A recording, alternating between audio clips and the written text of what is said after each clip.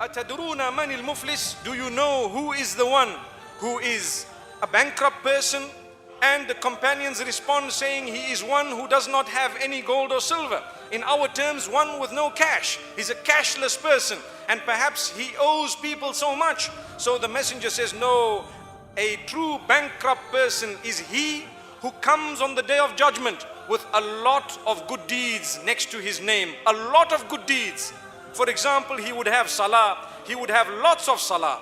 Perhaps he might have salah in the masjid with jama'ah in the first line. And perhaps he might not have missed his tilawah or recitation of the Quran.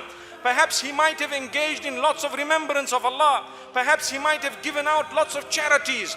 Perhaps he might have gone for Hajj, and he might have fasted in the month of Ramadan, and he might have engaged in the voluntary fast. Now these are all signs of what we would term a pious person.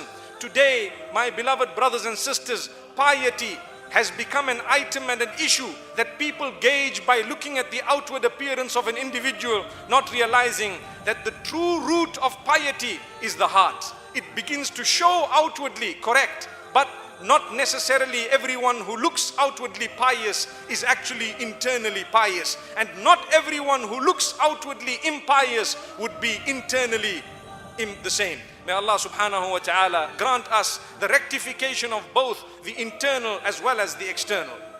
So there would be people who have come with lots of good deeds, many good deeds, but ya'ti, when he comes, he would have slandered this one, he would have backbitten this one, he would have usurped the wealth of this one, he would have wronged this one, he would have sworn the other. Shatama hadha. Shatam means one who abuses verbally the others. Today we abuse those who work for us. We abuse our colleagues. We abuse our children. We abuse our spouses. We abuse our parents verbally.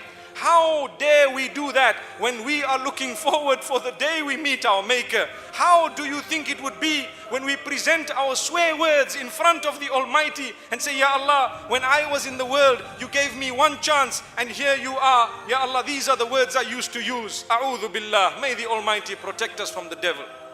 So the devil comes to us and he makes us harm someone, backbite someone. For your information, brothers and sisters, backbiting is so dangerous that today we are living in an age of backbiting, and people do not understand the meaning of backbiting, because when you say, my brother, my sister, do not talk about this person bad because they are not here, they will tell you, but what I am saying is true. That shows the height of ignorance, because the messenger, peace be upon him, has explained very clearly that when you are speaking the truth about someone else in their absence, in a way that they would not like it if they were present, that is known as backbiting. So to speak a lie is actually worse. So if you want to know what is backbiting, brothers and sisters, it is to speak the truth about someone in their absence in a way that if they were there, they would not like it. May the Almighty forgive us all.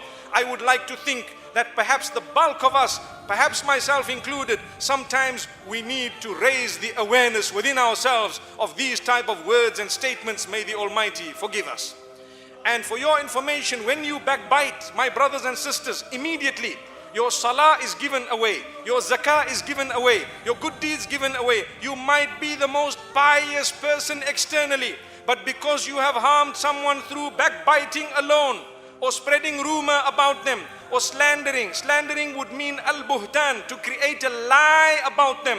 You would have given away your charities. And this is why it's important for us to know that the Almighty has warned us through the lips of the messenger, peace be upon him, regarding every single way that the devil comes to us in order to snatch our deeds away.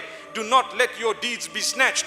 If you would hold a piece of gold, you would make sure you hold fast upon it. If you were to travel to a country where they told you, be careful of the handbag snatchers, perhaps you will make sure your handbag is well tucked in a way that nobody would snatch it. Why are our deeds exposed and we are allowing everyone to snatch our deeds in a way that on the day of judgment, when we get there, this hadith continues, it says, so this man's good deeds go to the other, and the rest of the good deeds go to all those whom he has oppressed in any way, until he is left with no good deeds.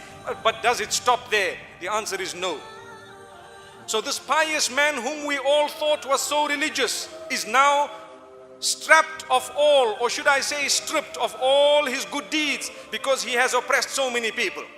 And then what happens? There are still a line of people who are waiting for justice because he has oppressed even more by eating their wealth, by harming them, by spreading rumor about them, by doing whatever it is in terms of usurping their rights in the world. So now the bad deeds of those who are waiting, the bad deeds of the oppressed will now go on to the record of this man who owes them because of oppression. So perhaps an adultery might go into his account. Perhaps another sin may go into his account. Perhaps the missing of a prayer might go into his account until he is taken and thrown and cast into hellfire. May the Almighty safeguard us.